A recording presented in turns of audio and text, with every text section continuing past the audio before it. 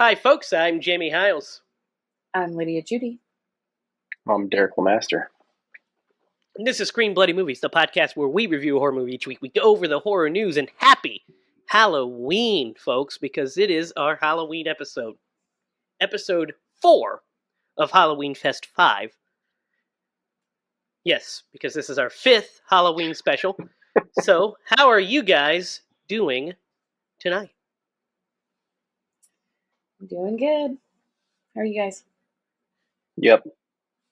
Good, good. Getting the tricks and getting the treats. If you can see over here, we got a special guest. Let me move my camera for a minute. He's always hanging out there. There's a shape ready to, enjoy this week's episode. By the way, a much better mask that is. We'll talk about that here in a moment as we are talking about Halloween 7, the curse of bad names, because it's Halloween H20. Guys, we got a lot to talk about with H20, which is a strange name because it was, it's supposed to be Halloween 20 years later. And this thing went through multiple different names, multiple different drafts, which I'll get all into because we'll get nitty gritty into this thing. I'll tell you about the movies that we almost got. I'll tell you about the movies that we kind of did get to equal the movie we ended up watching tonight. But having said all that, before we get into deep diving into Steve Miner, by the way, Steve Miner's Halloween H20, which we'll talk about him as well, we are going to wrap into a little tiny bit of horror news that we have.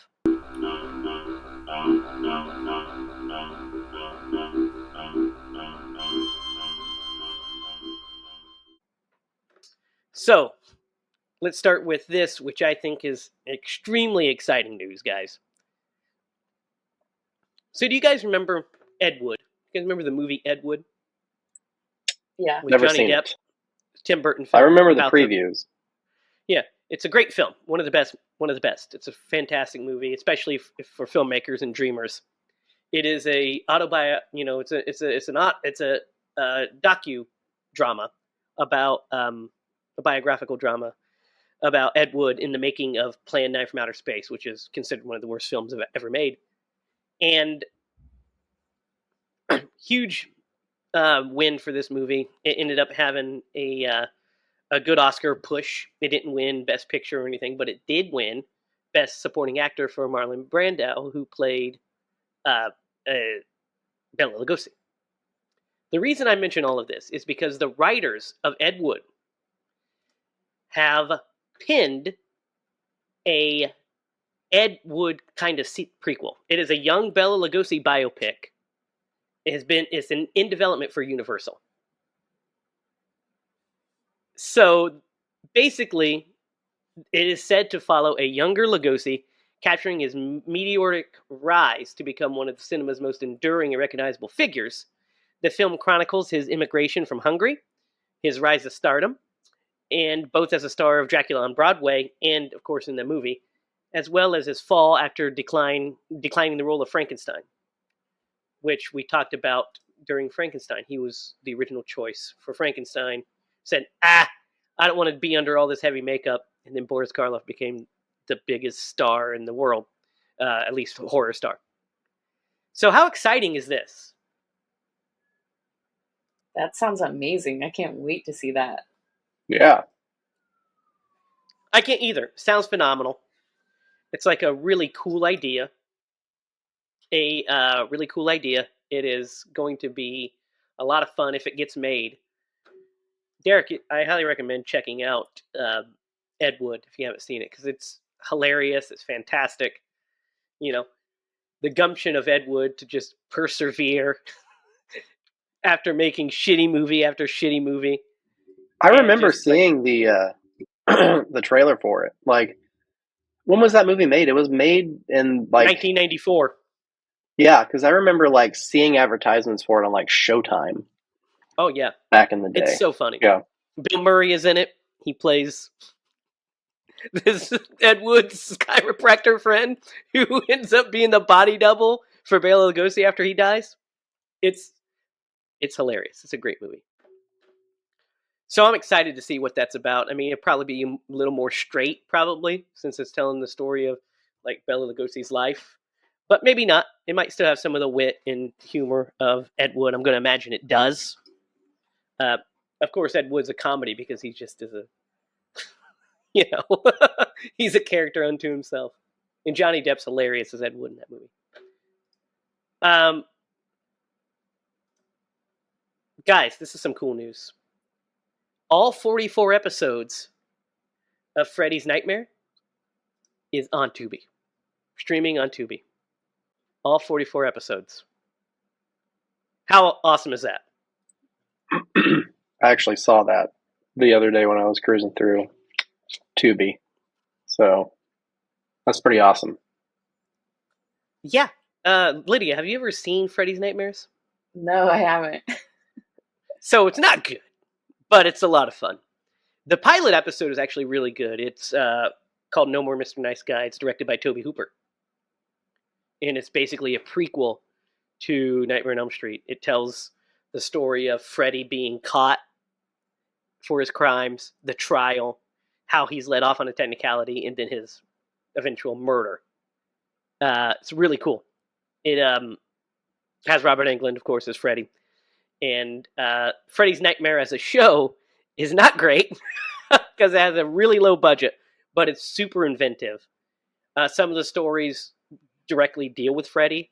Some of the stories are just set in the Nightmare universe, and Freddy is kind of the Crypt Keeper.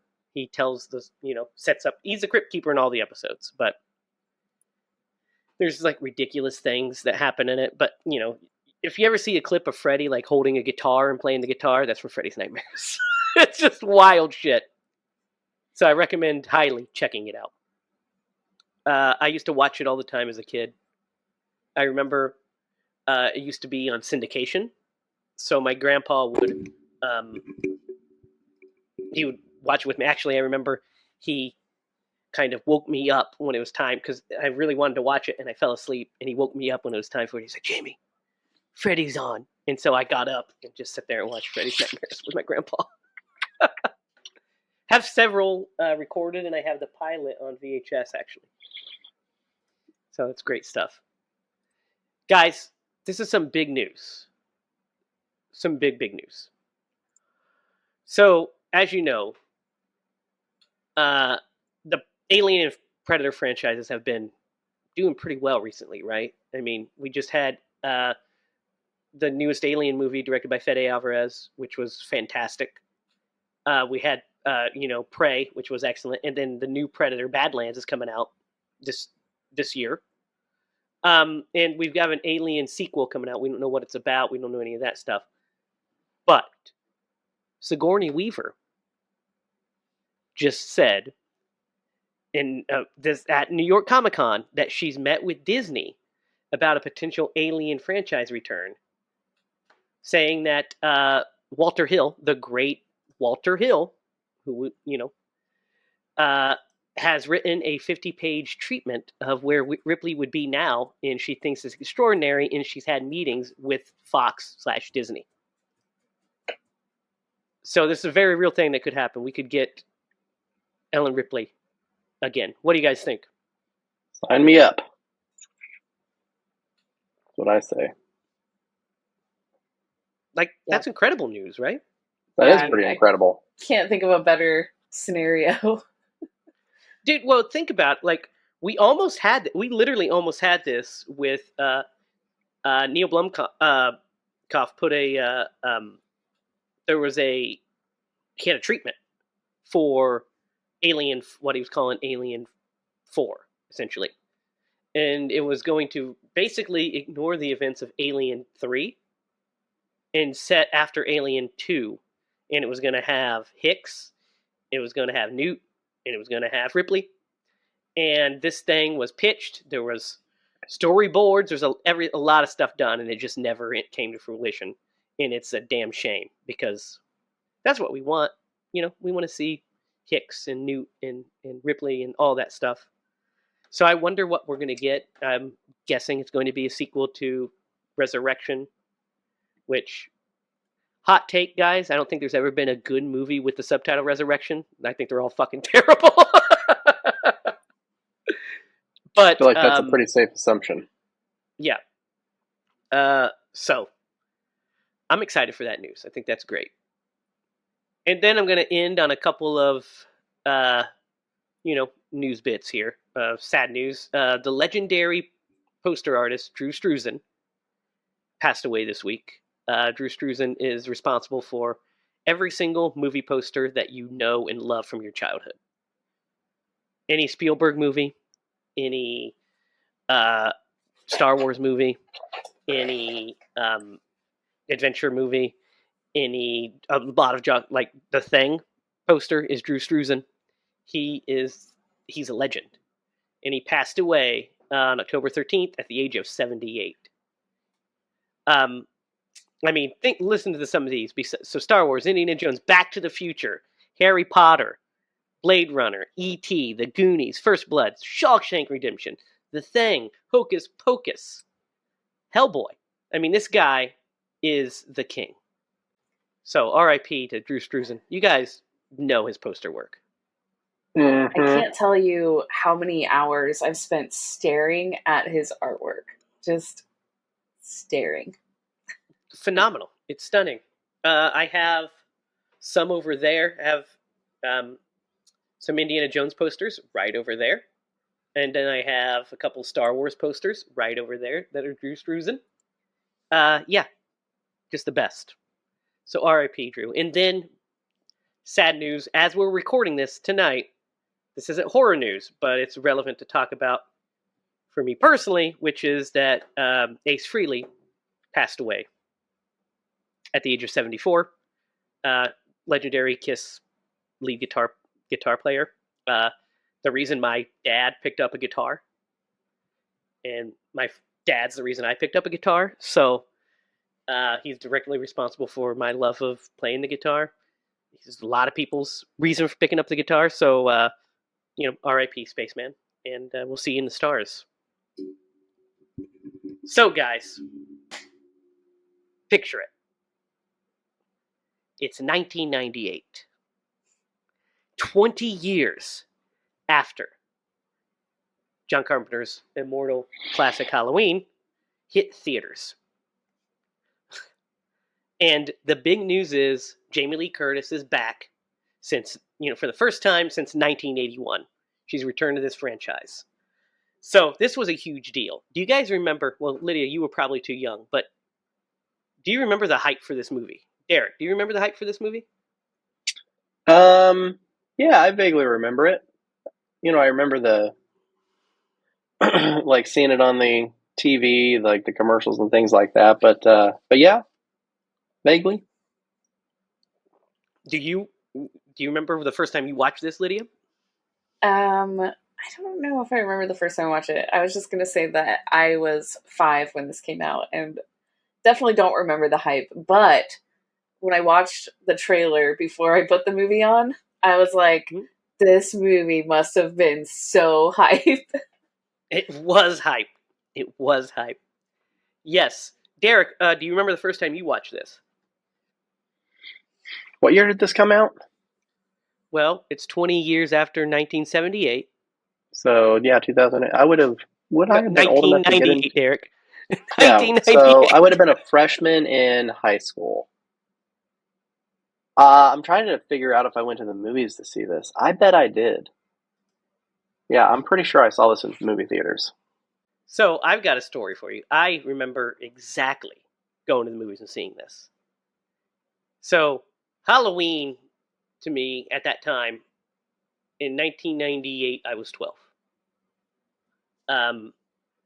So Halloween was a scary movie to me. Like, I thought Halloween was... The first Halloween I thought was terrifying. That's why I was so fascinated with it. I'd watch it from afar. It scared me. And it wasn't until I got into my horror cycle right after seeing this, and in 13, 14, that I just gravitated completely towards it, and it became, John Carpenter's Halloween's my all-time favorite film. We went to the drive-in. I remember me, my mom, my stepdad, and my brother Zachary. We went to the drive-in to see a double feature of this and Lethal Weapon 4. They both came out that year. What? So Lethal Weapon 4 was first. We watched it first. It was the first movie. And it was a fucking blast. We loved it. We were like, yeah, which, by the way, there is not a bad Lethal Weapon movie. Quote me on that. They're all pretty good. They're all almost great. But I loved Lethal Weapon 4. I thought it was a blast. And then it was time for Halloween H20. It came on second because it was later, scarier. And I remember the build up to the movie coming before it started. Because I wanted to see it so bad because I was watching all of the trailers. Like I said, I was getting into my horror phase. I watched all the trailers. I remember Joseph Gordon-Levitt being on The Daily Show promoting this movie. I remember him talking with Jon Stewart. I actually think I have it on VHS still, but I recorded it. But I remember him talking about it, and I remember seeing interviews with LL Cool J about being in it, and just I was so hyped for this movie. I can't tell you. So, but I was also terrified. I was scared, and I remember building up for the start of the movie, and I'm like, oh, and we're sitting out. My parents are in the car, my stepdad and my mom, and Zachary and I are sitting on the hood of the car, and we have the speakers. We have one of the speakers with us, and surrounding the screen are woods. It's just woods, and so you look out. It's dark, and you just see the wood tree lines. And I remember being like, what if fucking Michael Myers popped out right there? And just being so like, oh, hyped. And then the movie started, and it was a blast. I had a great time. And so this one was a personal favorite of mine for a long time growing up. I mean, because of that experience. And then I bought this on VHS. This was the first Halloween besides the first one that I owned. So I owned Halloween and then H2O. And it was the one that me and my friends would watch all the time because it was the newest one. And yeah, so I vividly remember this movie. Thanks for letting me share that entire story with you guys. I love that for you. I love that. I was living vicariously through you just now, so it was awesome. It was such a good time. That's why, like, I've had a couple of good driving experiences, but I think that's still the best. I mean, that and the very first driving I went to with my dad, and we saw Drop Dead Fred. Nice. When I was a kid. But Nice. yeah, Halloween H2O was a very big deal. And I'm not going to lie, when I watch this movie, I mean, some things, I feel certain ways about it that I didn't feel then, have more critiques of it than I did then, that sort of thing. But I still always get a tinge of nostalgia when I watch this. Not only for that viewing and just that experience, but it's the beginning part. So the opening of this movie, which is pretty cool when we get the openings, the whole opening scene is cool. But I get a nostalgia for that suburban 1998 because that's where I lived that's how I lived with my mom. Like that felt like my street. The way the houses were, the way the kids were dressed. I was like, oh my God, that's like my childhood. At least my teenage years. So we're going to get into this. What do you guys think of the opening scene? I would say it's pretty good. It's very suspenseful. Yeah.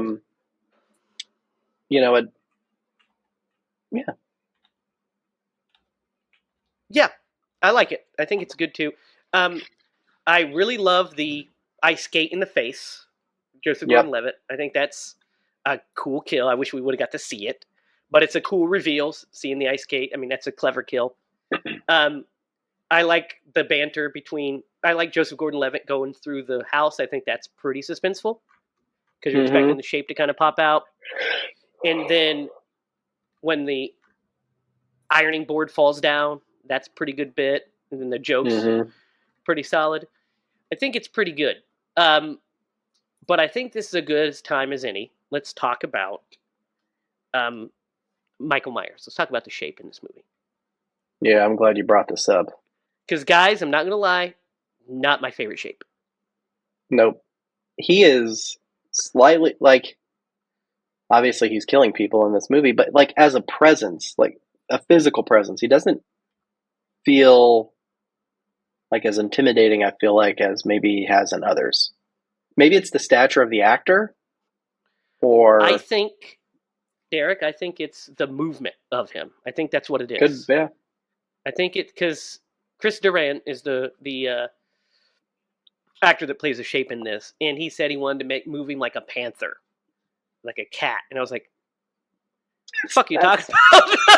That's the opposite. That's the opposite of what we want. Yeah. The shape is supposed to glide. He's supposed to glide. Yeah. What do you feel And, about him, Leah? I feel like that sometimes he should be a little bit more like robotic too. He's just like mindlessly kind of killing people. But I'm looking at some images here of him, and yeah, I think the costuming, which I know like sometimes they had to change things with the costuming and the mask, but I think the proportions are a little off with the jumpsuit. It kind of makes him look a little like small. He kind of looks like small, like a toy. Thank you. That's what I just was trying to convey. There's stature-wise. You're both right. His stature looks that way. Yes, Derek, you're right too. It's because his clothes aren't fitting. So, I mean, think about. Let's talk about. I mean, not even the OG, because the original shape is the most terrifying. He's perfect. But like, let's talk about like even the Halloween 2018. James Jude Courtney's shape. The jumpsuit is not like skin tight or anything, but it fits him way better. He fills it out, right? Like he fills it out. It's not just like a jumpsuit they got like off the shelf. It's like they made it look good on the actor. Yes. And this is a good time as any also to talk about the mask. We might as well just hit into it right now too. The mask. Well, there's multiple masks. We'll get into that too. But the main mask, the Stan Winston mask, is what's used most. And Stan Winston, fucking legend. One of the all-time greats of the industry. But his mask is fucking terrible. I think the mask is bad. I think the eye holes are way too big. You can see his eyes. You're supposed to not be able to really see his eyes. The skin around his eyes. Yes, and it's supposed to be like, the blackest eyes. The devil's eyes. That looks like the eyes of a dude. Why do they do that? Especially when it gets kicked in the nads. Yeah. There's just too much expression in his eyes. You shouldn't see that much of them. And if you see a little bit of the eyes, that's fine here and there, especially for like close-ups or whatever. But like, they're not scary eyes. No, it's not scary. And the hair looks like he just like got blown out. He's like he went to the fucking beautician and said, "Blow me out." That scene where LL Cool J tells what's his face to comb his hair. Josh Hartnett, it made me chuckle. I'm like, everybody's thinking that made me laugh too. Yeah, we'll get to that here in a minute too. But there's several masks. There is the best looking mask is actually they used a Part 6 mask. John Buechler's Part 6 mask is you'll see it in certain shots. So like the very first shot we see of the shape walking through the door after the kid falls down when Marion Chambers is running from him is the Part 6 mask. Then we cut back to the Winston mask. And then the main mask that they used before they did the reshoots with the Winston mask was also terrible. It looks like an alien, like a big bubble-headed alien. You can see it in certain shots as well, like especially when he's approaching the gate, trying to get to him. The reason those shots are so quick is because they didn't reshoot those, and those were the old masks. Then, of course, there's the infamous CGI mask in the kitchen, which is horrendous. Yeah. Like, why did they do that? Why did they do that? Why didn't they just reshoot that? Why did you just reshoot that? It's so insane. Reshoot that close-up. They're like, nah, we can just fix it in post. It would cost probably less to just get the actor standing there in the regular mask and get a close-up. Like, but whatever. So we got that out of the way. The way the shape acts, in at least his movements and his look, are just not the best shape. They're not. I'd put him near the bottom, in my opinion. Wouldn't you guys? I mean, look, I still think the mask is better than Part 5's mask, which I think is just all-time shitty. Yeah. Yeah. And Part 4 is not much better, but the Shape at least moves like the Shape, and what have you. But this one's pretty rough. Or It if you count the CGI mask, 4 masks used in this movie. Yes, 1, I know. 2, 3. That's fucking wild, man. Yep. Crazy. That is It's wild. Now it's here's what's weird. Like they approved the mask before. I mean, like I said, they used the Part 6 mask, the Beekler mask, which is the best looking one, because I think, regardless of what you think about Part 6, the mask looks good. I think the Shape looks good in that movie. But they approved that alien bubblehead design. They approved it. That's what they went with. Then, as they're looking at dailies, the Weinsteins were seeing it as well, which fuck them. But everybody was seeing it at Miramax or Dimension, and everybody was seeing the dailies of this, and they're like, "This looks terrible. This is the one that Steve Miner wanted." But let's get into the backstory of this before we dive into some of the kills and Jamie Lee Curtis. We're going to spend a lot of time on too. But the backstory for this movie is kind of interesting. It's very interesting. So it took them forever to make a movie after. I mean, not forever, but it took them forever to make Part 6. From 1989 to 1995 is how long it took for Part 6 to be made. And then after Part 6, which didn't do amazing in the theaters, it did fine, but critically it was hated. This movie went through so many drafts. Basically, Dimension said, hey, we're going to turn Halloween into a straight-to-video franchise like Hellraiser and Children of the Corn. And so they hired a writer called Robert Zappia to write a script. And he ended up writing a pretty well-received, pretty great script I've read called The Two Faces of Evil. Had nothing to do with this. Was a standalone story. Had these detectives trying to figure out there's a serial killer. They're seeing if it was the Shape. The Shape was actually killing people. There was also a serial. It's the whole thing. It's pretty solid script actually. Pretty well received. They liked it enough that they ordered a second draft, and then as this was going on, the craziest thing happened.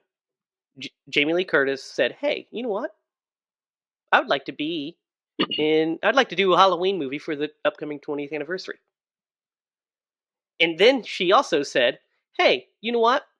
I want to do this. I want to bring John Carpenter and Deborah Hill on board, and let's make a 20th anniversary Halloween movie, because how cool is it that we're all three still making movies 20 years later?" So they all approached the studio. The studio was all about it.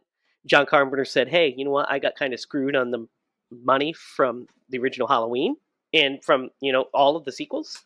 So I want $13 million to direct this movie." And they said no. So John Carpenter and Deborah Hill walked.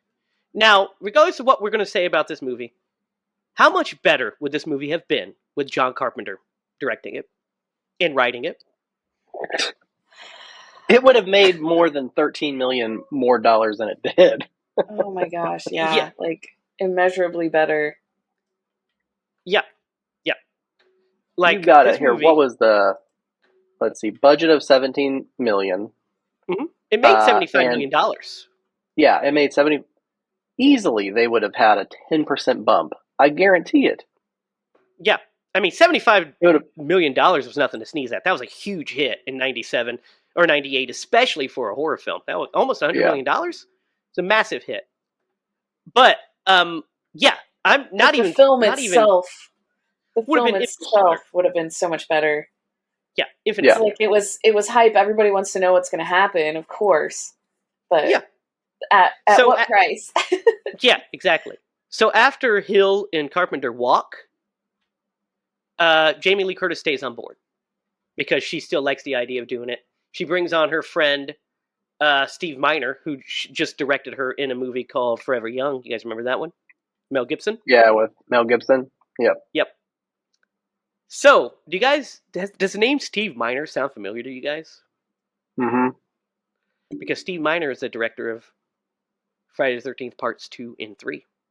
That's right. Yes, and also the director of House. So he has horror cred. So not a bad choice to direct this after Carpenter dipped out. Pretty solid choice. So the Zappia rewrote the script with Jamie Lee Curtis in tow, called Blood Ties. Then rewrote it again with the title this movie should have been called, by the way, which was Halloween 7. Halloween: The Revenge of Laurie Strode. What a title! What a title! Yeah. I mean, not to mention that totally fits specifically the end of this movie, but yeah. So all of that, he writes the script. They approach Kevin Williamson to, hey, let's do this. Because Kevin Williamson just came off of Scream the year before, huge director, or Scream 2 after, because Scream in '96, Scream 2 in '97. He's a huge writer. And huge Halloween fan. They approach him. He says he can't do it. He's too busy, but he wrote a treatment for the film. Zappia used that treatment combined with his own stuff to write this movie, essentially, H2O. But he had a whole subplot about the two detectives at the beginning of the movie were actually big characters that are following him throughout the movie, and they're big. They were a big part of the story, trying to track Michael Myers. And then before shooting, Williamson came on and did a page 1 rewrite, and he eliminated the detective subplot, rearranged some kills, and added his dialogue, his witty banter dialogue. And he also cut out some scenes that were in the original script that he originally pitched that would connect this directly to Halloween 6. So all of them would be in continuity. But he cut those, so now this is, just a direct sequel to Halloween 2. Halloween 4, 5, and 6, out of canon now. This is the real Halloween 3. So, that's all the backstory. One more thing before we get into the movie. Zappia has sole screenwriting credit on this. Kevin Williamson has a executive producer credit. Zappia has sole screenwriting credit because he did a bulk of the work, and the Weinsteins tried to pressure him into giving Williamson screenplay credit, and he said no. And the Writers Guild agreed with him, so he got full arbitration. Thankfully, no shade to Kevin Williamson, who's great. It's just that's some shady ass Weinstein bullshit I wanted to throw. Just wanted you guys to remember how terrible these fucking people were. So I've got a question out of all that. Yes. So the draft where, and I don't know if you know this, so there was a draft where there were 2 killers? Yes. So kind of. Yes. So the Two Faces of Evil draft, there's some murders that happen in Haddonfield or around there. And the detective, who's basically kind of our lead character, one of our lead characters, they are like the MO fits the Shapes MO. So they go to Smith's Grove to see if, they arrest a guy, a magician type guy named King Gabriel. They arrest him because he was one of the last people to be in contact with him, and he had a severe criminal record. But they also go and visit the Shape, make sure he's there. And he is, and then he dies, supposedly. Of course, he faked his death, he escapes. So the real Shape ends up heading to this, basically the girls' school is what it was then, but like the private school. It starts murdering people. And the cop has King Gabriel with them, basically, because he's still a suspect. They're waiting for DNA to come back, all this kind of stuff. Eventually, the twist of the movie is that Gabriel did kill the people in the beginning, which set the Shape off and made him come out to start killing. And then they shoot the Shape at the end, and they think they capture him, but really it's Gabriel in his spot. And he says, hey, detective, whatever his name was, I pulled off my greatest trick. I made Michael Myers disappear. and then the shape is out in the wind. We see him out in the wind. Pretty cool fucking ending, really. It would have been pretty cool, right? Pretty good. Yeah. So yeah, it's that whole thing. Well, link some Very stuff in creative. the description. Yeah, To throw a but magician in the mix. yeah, pretty interesting. It was a pretty decent script, like I said. But guys, H2O. Let's talk about the merits of this film. So let's start immediately. Let's talk about Jamie Lee Curtis. She's great in this, right? Oh, She's yeah. always great. She's always great. she's the bright spot. She really is. She puts in a good performance, and she's game for it. You know, like there's a lot of like you don't get the sense that she's not phoning in her performance for a paycheck or anything. This was definitely a passion project for her. This was her idea. She's putting her all into it, and Laurie Strode actually has a decent character arc in this movie, and you know, the struggles with PTSD and stuff. I think it's actually maybe handled better here than it is in Halloween 2018, with similar themes as far as her specific dealing with her PTSD. What do you guys think of all that? I think it's a pretty natural thing to have like assumed that that had such an impact on her life that it's still controlling it. Everything from her ex-husband, that little banter in the kitchen between her and her son John. Man, I would have kicked him right in the nuts if I were her. That was a low bastard. But anyway, so it definitely severely impacted her life. Honestly, she's kind of lucky she's where she's at. It sounds Yeah. like. Yeah, I mean, she's a functioning alcoholic. She's sneaking drinks when she can, and she's still kind of dealing with we see the medication in the medicine cabinet. She's dealing with this trauma still 20 years later, because in this timeline and such, it's still her brother that murdered all of her friends, and come to find out murdered her sister that she didn't know. And so it's like a very personal thing to her, and then Mhm. she also watched all the shit that happened in Halloween 2 and is like, this guy fucking doesn't die. Like, I stabbed him. I shot him. Or I stabbed him a bunch of times. Dr. Loomis shot him a bunch of times. I shot him in the fucking face twice. He bled out of his eyes, and then he caught on fire. And he still might be out there because they don't know where the body is. It's like, so that stuff's great, I think. I think all that's good. I think the setup is fun. I don't love the setting of the school. I like the idea of it being them being at a prep school is not bad. I don't love that it's set in California because it doesn't feel like Halloween. Yeah. Not to mention, Michael knows how to navigate across country. Obviously, he's still in cars, so like he knows how to do all that. I don't have a problem with that. I don't have a problem with reading maps, traveling on an interstate. Quite the drive. It's the drive, but of course he's pure evil. First of all, he's not a man. Yeah, I know. He's something else. None of that bothers me. What bothers me is that I just think that the setting doesn't feel like Halloween. Yeah. Because there's no falling leaves, there's no, autumn wind. It just doesn't look like Halloween because it's in California. So I think we kind of lose that vibe. Feels a bit more like Scream. Yes, we were going to talk about that. There's a huge, I mean, like I said, Williamson did a page 1 rewrite of this.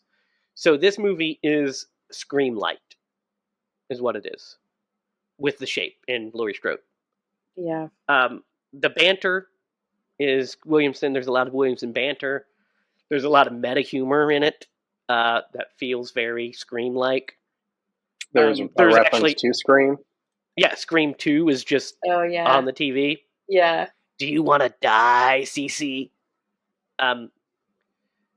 So, yeah, you're right, Lydia. There's a lot of Scream in this. A lot of Scream.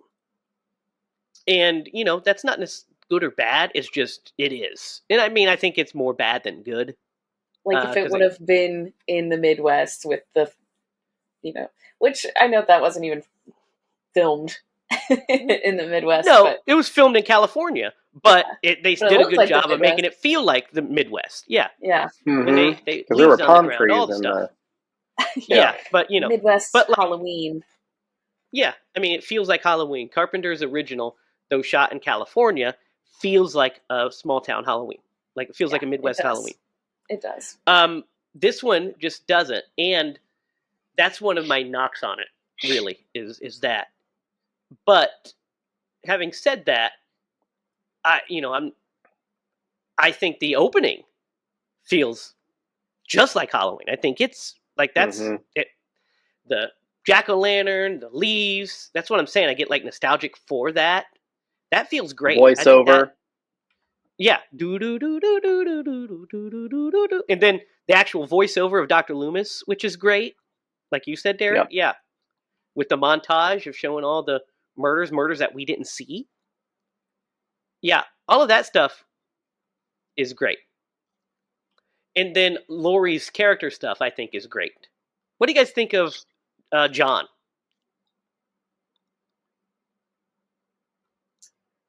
The boyfriend? No, Teacher? Josh Her Hartnett. son. Oh. Josh Hartnett. Her son. Besides the haircut, I think seems like a decent That was his young hair, man. Lydia. That was just him. Dude, back in the there's day. actually stories about like he purposely did that. Like he would put on a sock cap before he was about to shoot and then just pull it off and not let the hair people fix his hair and just shoot. And he's like, I don't know what the hell I was doing. Like, why did I do that? Like, what an idiot. He calls himself an idiot. Like, why did I do that? He's just a I rebellious mean, it teen. made maybe a little more authentic and relatable. Yeah, absolutely. I'm glad he made that choice for his character. Yeah. That just the haircut itself is terrible without the messiness. It's It's pretty just a bad. horrible. No. But there's something fun about it. Like to look back. I mean, look at all their style. It's so 90s. Oh yeah. We have. I don't think he does a bad job. No. And I think John is a fine character. yeah, He's okay. the relationship he has with his mom, I kind of feel like, you go one of two ways. You either have hardcore resentment or you feel like you're a protector of your mom in a way. He's facing it like head on, and I feel like that's not a bad decision to make. No, and I mean to him, he knows nothing of this. It's all in the past. The shape is dead in his eyes.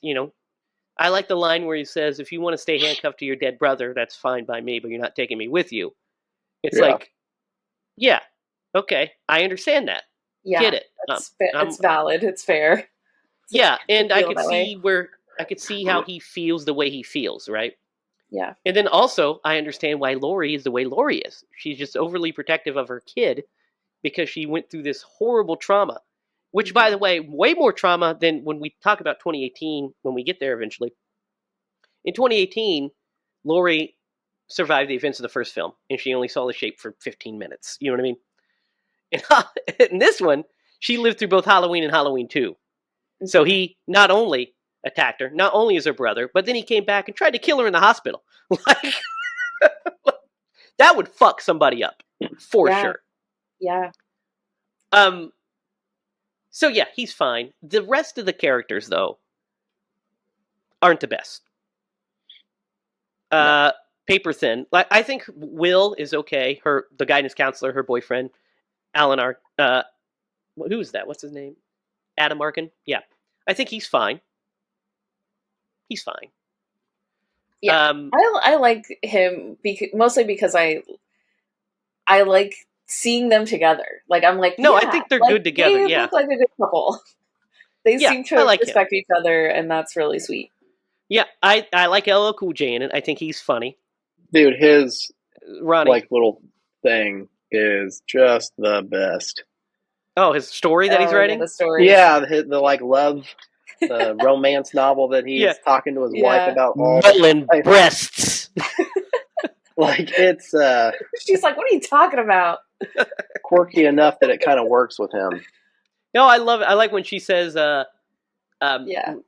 when he's like, "Oh, she better not fall for that shit," and he's like, and she said, "I'm not falling for that shit." And what? I want to know what line he falls. I want to know what line he falls for. The same one you did. Uh, yeah. So that's good. He's good. His character's good. But the other two teens are just, or the other three teens. Molly, Michelle Williams is fine, but she's just kind of like the Laurie substitute character a little bit. Like she's the new Laurie surrogate a little bit, which we don't need because we have Laurie. Yeah, I don't even We feel all like right? she's. I don't even feel like she was like a Lori substitute at all. Like in my head, I was just like, yeah, I don't know. Yeah, I she's didn't supposed really to care be. for her She's the goody two character. shoes. She is the one that sees the shape outside the window. I guess She's the so. Laurie Yeah. substitute. Yeah. I guess you're Except right. for I Laurie guess. is in the movie, so Laurie is Laurie.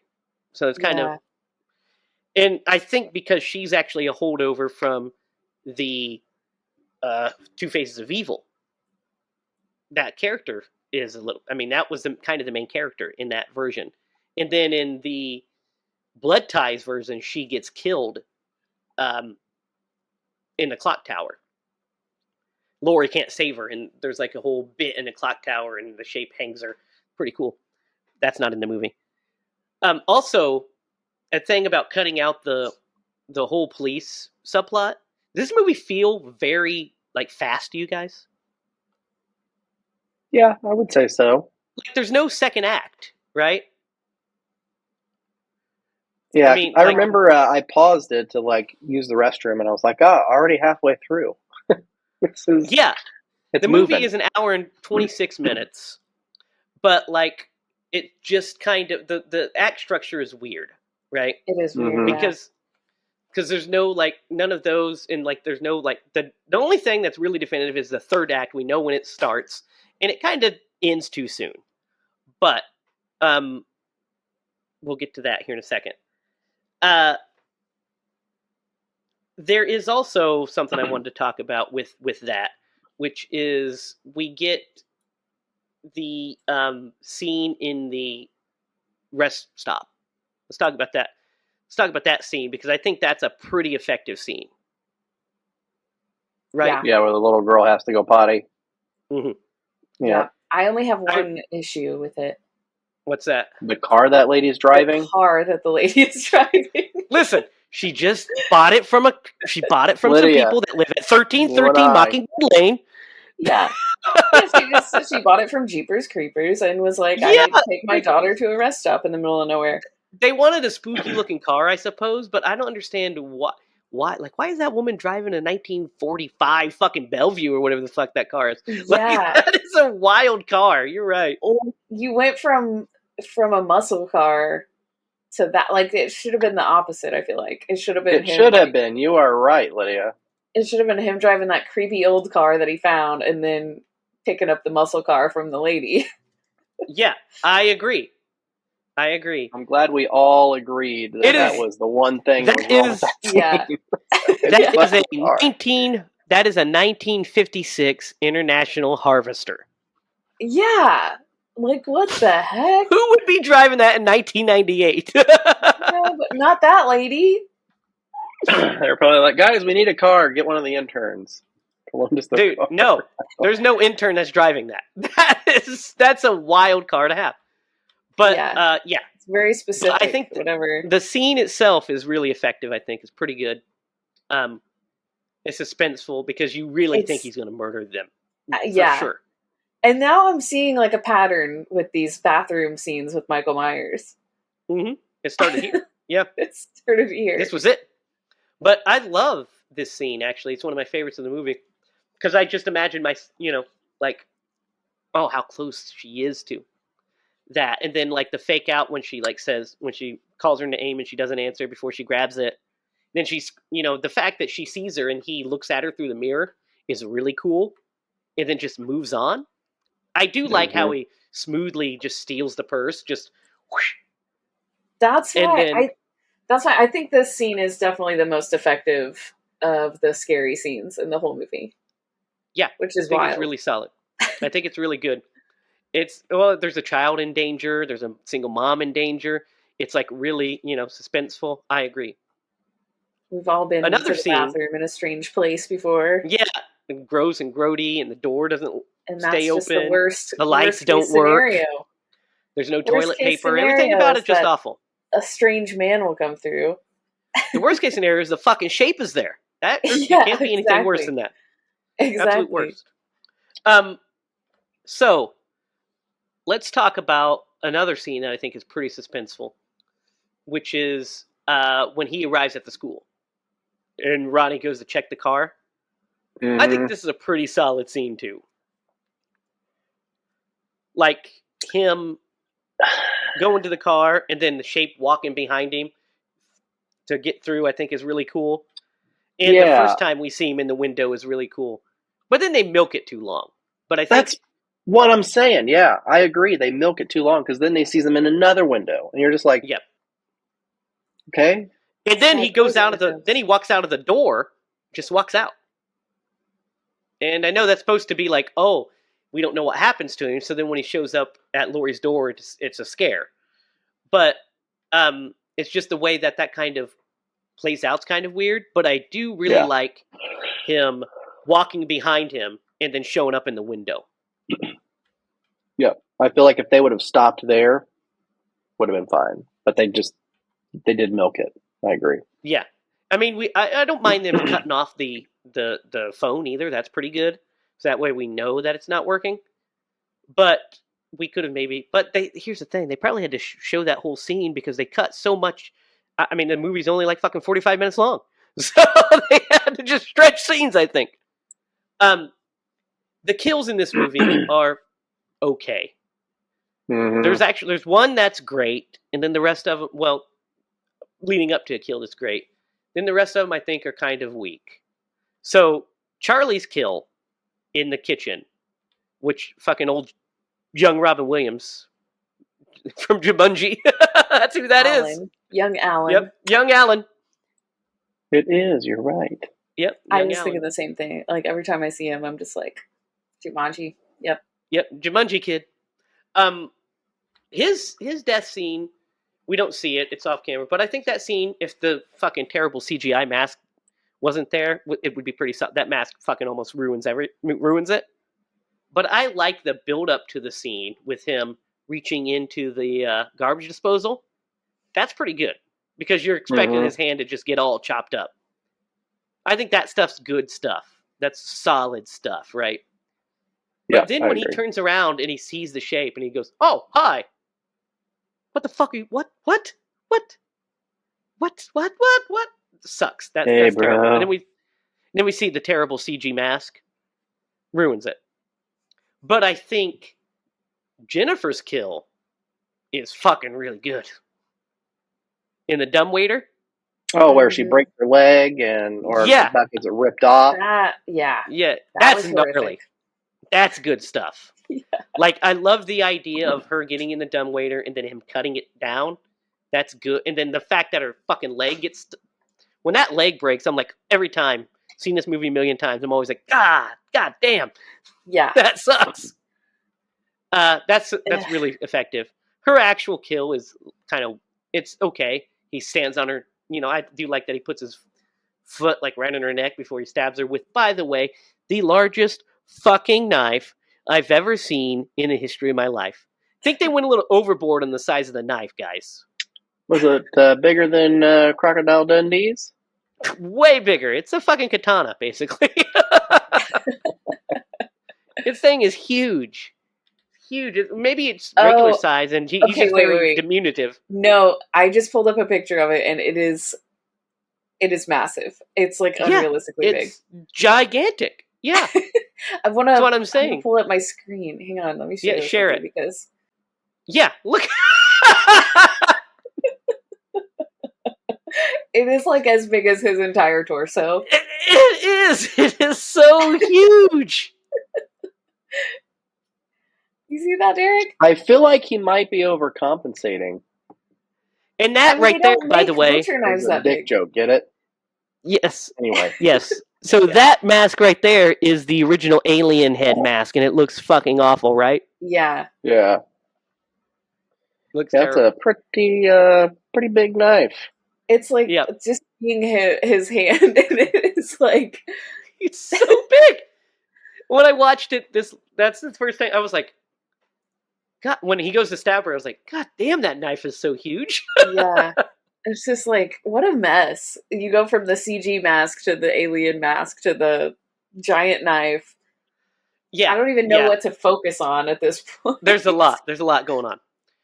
But uh, that stuff's fine. I think the chase with Molly and John is pretty good. I really like the scene where they're in the gate and he's swiping at him. I think that's really good. I think that's super suspenseful and scary. That would be a fucking terrifying encounter. And I like him grabbing the keys and trying to do it, and they're trying to bang on the door. All that stuff I think is good. What do you guys think? Yeah, Yeah. it's scary. It's pretty It's scary. good stuff. Scary. I think that I love the shot of Lori looking at him through the window, and them like coming face to face in the window is really good too. Trailer I will shot. say, yeah, I will say that I very vividly remember the scenes from like the trailer Mm-hmm. and that scene with him sticking his hand through the gate, swiping with the knife, and then the face to face. Yeah. Like those were The face hardcore. to face is a great shot. That's good stuff. It is. That's some good stuff. I remember, like you said, Derek, seeing the trailer and being hyped, and then in the movie, I was like, "Oh, run, Lori, run!" And I think I think from this point on, the movie is actually really fucking solid. I think all of the chase is good. Um, I especially like the third act once they get. I first of all, I really love the fact that she opens up the door, she realizes a closet, and she says, "Fuck." Like Yeah, I've been here before. This is yeah, bad news. So she hides, and then he freaking sees her blood print from where she kills, or from Ronnie, from where you get shot, Mm-hmm. and then Will gets stabbed. But I love how he digs in there and she fucking knocks his ass out with a fire extinguisher. It's kind of Looney Tunes, but it's all right. It's kind of fun. And then let's talk about the final showdown between Lori and Michael at the school before we get to the actual the final act. What do you guys think about this little chase stuff? I think all this school stuff is really good for the most part. This is where that title that you said that it should have been would have Mm-hmm. it would have kicked in because she gets her son and everybody else to safety, and then she's like, "All right, I got to face this." Yeah, Like she this is finally my decides opportunity to free decides myself. to face her demons, which is foreshadowed earlier in the movie when Molly's talking about Frankenstein and says Mm-hmm. Victor should have faced his monster earlier. When he does, it's because he had nothing left to lose. He lost everybody that he loved. So it's kind of like that's what this movie, that's where Lori is. So she decides to face the monster. And I love. So the score to this movie is not great. There's a lot of controversy with it too, because originally the movie was scored by John Ottman. And they hated the score. They hated it so much that they fired him. And then Marco Beltrami, who did the Scream scores, came in as a favor last minute, and basically a lot of the score is reused Scream score. If you listen to it, it's yeah. literally Scream score because that's what they had to do because it was close to time. Now they And did use Psycho. yes, there's a little bit of Psycho in there. That from we'll talk about real fast. Marion Crane, Jamie Lee Curtis's mom is in this film. What do you guys think of that bit of stunt casting? To have Janet Leigh as the secretary.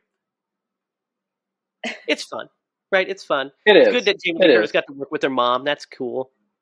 Oh yeah. I could have maybe done without the like her actually getting into the Psycho car with the Psycho theme. That's a little maybe It was very on the nose, wasn't it? too much on the nose. I liked I it do though. like I was her. like, I do like her saying the one last. Everybody's entitled to one good scare. bracket Yeah. line. That's fine. I like that. Yeah. Excuse me. But the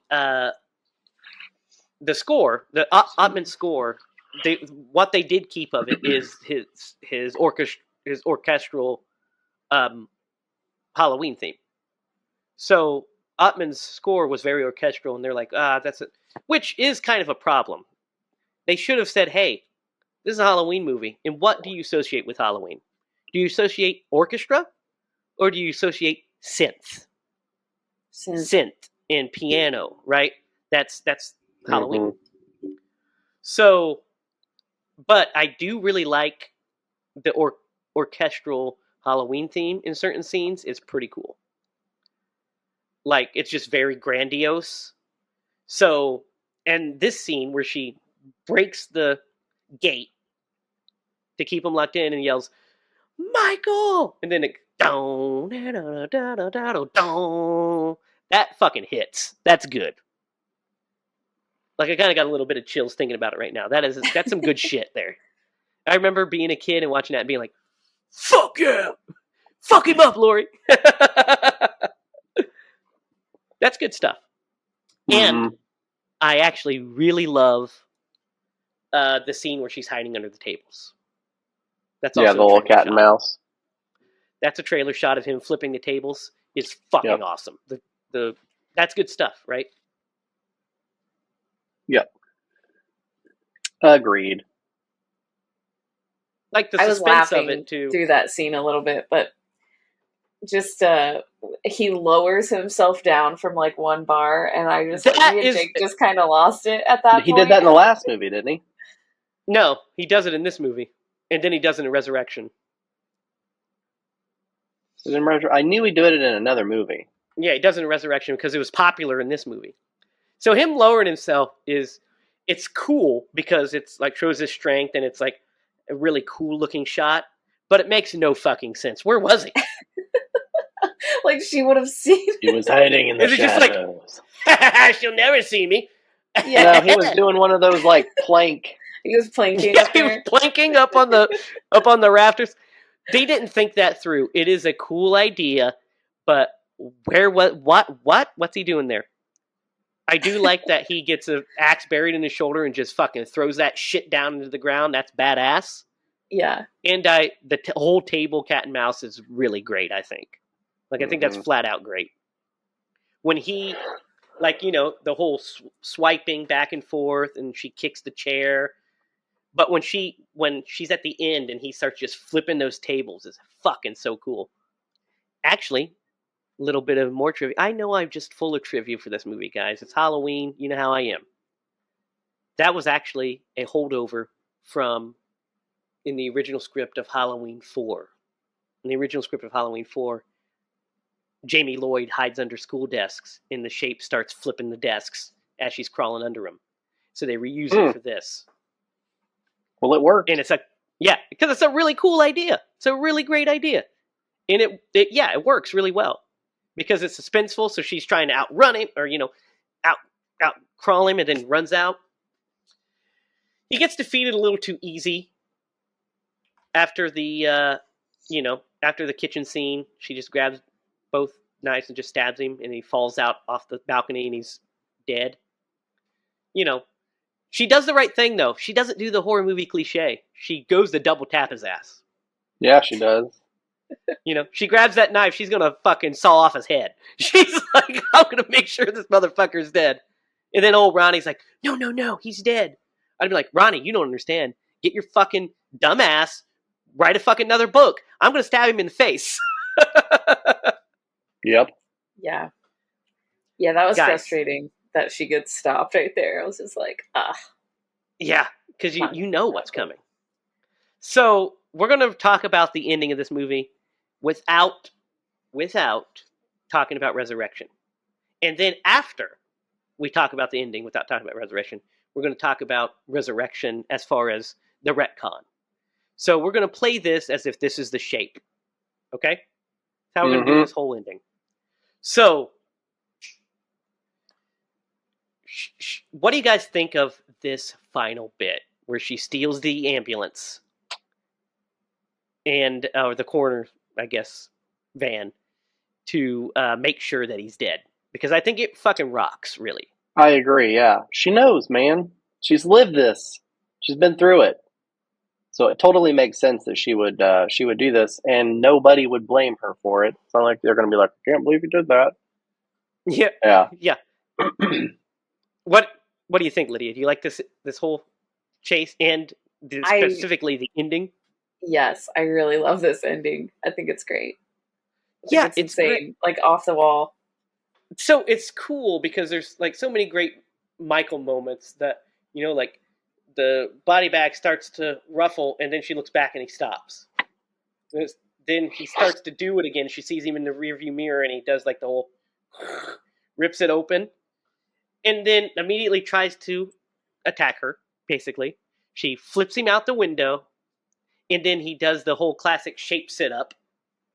Mm-hmm. Then gets ran over, falls down a cliff, and then gets pinned between a tree, and then tries to manipulate her into reaching out for him, And she almost does. She touches his hand. And then she takes that axe and just decapitates his ass. With the original Halloween theme starts playing, which is fucking awesome, right? Mm-hmm. If they would have ended the Halloween series right here and never made another one, I mean, or if they would have remade it after this or what have you, perfect ending to the Halloween series. I would say probably, yeah.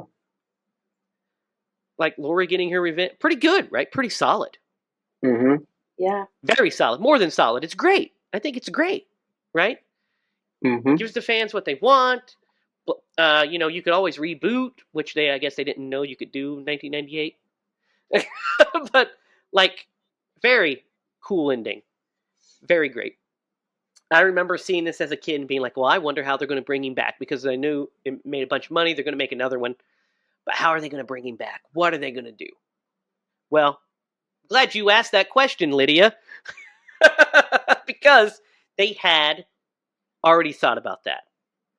In the original draft, this was the shape, this was the ending. It's how it always was supposed to end. This was the ending that Steve Miner wanted. This is the ending that Jamie Lee Curtis wanted. This was the ending that Zappia's ending, actually, in the Revenge of Laurie Strode, ended with him being like, I think, killed in a pool. Like, I think he's like impaled and then cut in half by the pool, something like that. There was a whole pool thing. But in the Blood Ties ending, he's actually killed by a fucking helicopter. A helicopter chops him into fucking pieces. So they were definitively going to kill the Shape this whole time, right? That's like it. Well, Mustafa Akkad, the great Mustafa Akkad, did not want the Shape to die because he wanted to make more. Naturally. I don't blame him. But you could always reboot, right? And so there was a whole stalemate over this ending. Like, how are we going to end this movie and still make it to where, like, there's a possibility that it could come back, right? And, there's ways they could have went around it. Instead of her, like, chopping his entire head off, she could have, like, fucking axed him, and, that was the end, or anything. It could have been the whole, she swings the axe and then it ends, kind of, anything. But here's what they came up with. They actually shot footage that's actually used in Resurrection to make it to where this entire ending was a completely different guy. It was an ambulance driver who he broke his larynx, which we'll get into with Resurrection next year, unfortunately. But it doesn't fucking make any sense. Because a normal dude like me or you, Derek, or you, Lydia, a normal human being, would have woke. So they're like, he broke his voice box. That's why he can't talk. Yeah, does that mean he can't remove a fucking mask from his head? Yeah. Like, also, and she'd be like, "Oh shit, that's not the Shape." So there's that. Also, a normal dude doesn't get thrown through a windshield and then sit back up just fine. Again, with plenty of room to take off his mask. And then, of course, when he's pinned to the tree, he feels his head. There's a bit where he feels his head. And that's supposed to be our tell that, oh, that's not really him. Why didn't he just take off his mask? Also, it's the same guy underneath. You can see his eyes. 100% the same guy we've seen the whole time. Might have worked if he had dark eyes the whole time. Mm-hmm. Right? So we'll get into Resurrection, but that shit is terrible, right? Yeah. But we're grading this movie on its merits. So as this movie, what do you guys think of this ending? Banger, right? Oh yeah. Yeah, it's definitely very intense. It's action packed. You can understand her wanting to make 100% sure that this is it. So yeah, I agree. What do you think, Lydia? Yeah, I love that they went for it in this ending. That's so cool. Jamie Lee Curtis, just legendary. I love Yeah. seeing her just be a badass. Yeah, I agree. Love the ending of this movie. The ending of this movie makes it almost the whole movie worth it. Is that final 15 to 20 minutes of this movie is just kind of like I said, balls to the walls great because it's just like chase scenes and fight scenes and car crashes and decapitations. You're like, yeah, I'm in for this. So guys, now it's time to talk about the elephant in the room, which is this movie. What do we think of it as a whole? It has its issues. I never really thought about how many masks they used until we started discussing it, and I'm like, damn, wow. I thought the casting was pretty good. They definitely got people that have had long lasting careers in Hollywood. I mean, for the most part, familiar faces, especially for the time, like what they were doing and what they were in. Like they tried to get a relevant cast. I do think that if they would have brought John on, it probably would have made a big difference. I'm gonna it give would have this been less movie, screamified. It definitely would have been less yeah, screamified. 100% sure. Yeah, or definitely. I'm gonna give this movie a 6.5. It was fun. It moved quick, and it gave you your little dose of Michael Myers. So I'm gonna give it a 6.5. What do you think, Lydia? Yeah, I want to give this movie such a high rating, but there are a few things that are definitely problems for me in this movie. Just, and I don't think it's the cast, but I think it's like how the characters are kind of written. Like some of them didn't feel super attached. Maybe I don't know. I can't quite put my finger on it. No, I And agree. Yeah. yeah, and it's like, and with the masks and the silly little things that happened in this movie that you just can't help but point out when you watch it. But other than that, it does kind of slap. Like the ending, so good. I love Jamie Lee Curtis in this movie so much that it kind of like, is worth watching just for that. I think I'm gonna give it a 7 because I recommend you have to watch this at Halloween time. It's kind of just like amazing in itself that it's like Halloween H20, like 20 years. It's just, that's awesome. Yeah, it's great. I think it's great that the Halloween franchise kind of did this twice. That they got to celebrate the 20th anniversary and the 40th anniversary when 2018 comes out. Mm-hmm. Pretty cool. I kind of agree with both of you. I think that I would have given this movie a super high score as a kid. If I was a kid, and you right after I watched this movie, it'd be like fucking 9. This movie's amazing. But as an adult, there's a lot of stuff that kind of it's lowered on my list quite a bit through the years. Like it used to be like right there with Halloween 2. Close to Halloween because nothing is close to Halloween 1. It's up here, and then there's 2 and what Halloween 2 I still think is the best sequel. Spoiler alert for when we get to the newer ones, which I also really like, but. there's some really good stuff in here, but there's stuff that is kind of the screamification of it. I don't love now in hindsight. Like it feels very dated because of that. Like very of that. It feels like a pale imitation of Scream as opposed to a Halloween sequel, and that's a problem for me.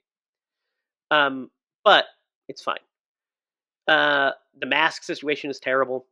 The character thing you talked about, Lydia, is because it's very Screamified, Kevin Smithified. All the characters have like witty banter and are super aware, and it makes them feel less like characters when they're just talking about that sort of thing, and more like less like people and more like movie characters. So you don't kind of feel, like there's a whole bit where there's a line where Jennifer, is that her name? The Charlie's girlfriend's name? I think it is. No, Sarah. Remember. Sarah. I'm sorry. Her name is Sarah. Jodie Lynn O'Keefe's character, Sarah. Mm-hmm. There's a bit where she's looking for Charlie before she finds him in the dumbwaiter, and she says, "Inconsiderate, party of one. Your table is ready." I'm like, people don't talk like that. I hate that line. Every time it's said, I'm like, ugh, that sucks. That sucks. But besides the shape being like kind of shitty as a whole, I think the suspense works pretty well. I think there's a lot to like about it. I think it's on par with part 4, maybe just a hair better. So I'm going to give it a 7 as well. But it's like kind of a very what's the word I'm looking for? Reluctant 7. Because it's between a 6.5 and a 7 for me. But it's really that last 15 minutes is what saves this movie. Because there's a long draw. Like, luckily the movie is really fast, and because there's just parts where, we're seeing her go in the character moments, which are good, but there's no suspense or terror in any of that stuff. So I think it's a solid 7 for Halloween 7. So that's pretty apt. But guys, it's time for our favorite part of the show, which is Aconization. We've got to Aconize this movie. Who would the great Tom Atkins be?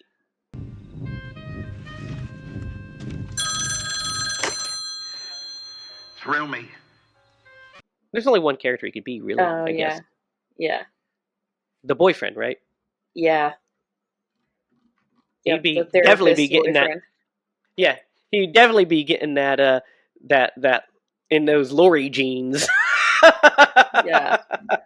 I mean, it wouldn't be the first for Tom Atkins. No, he's all about banging Jamie Lee Curtis. She's a little bit more age appropriate in this one. Yeah, I mean, in the last movie that they were in, he just kind of picked her up on the side of the road and then went to Pound Town. So I believe that is where Lydia, figured out that he was an attractive man.